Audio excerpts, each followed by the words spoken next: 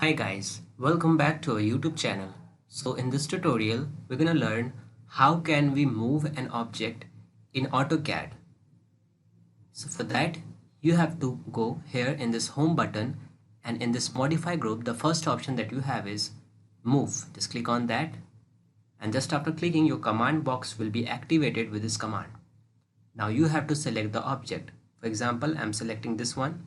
Just after selecting, press enter, and then this command box is saying specify base point or a reference point where you wanna move.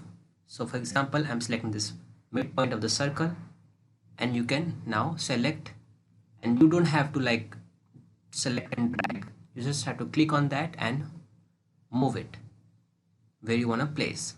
You can use this command as ortho and polar. You can press F10 key to allow polar, and you can press F8 key to allow ortho. What happens is when you allow polar, then you can move this object anywhere that you want. But apart from that, if you are using ortho, then you can move it only in 90-degree directions.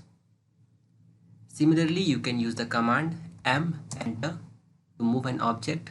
Again, select it. You can select multiple objects and then press enter. Use the reference point where you want to move, and you can move it by using ortho or polar. So guys, this way you can move an object in AutoCAD. Hope you like this video. Thank you.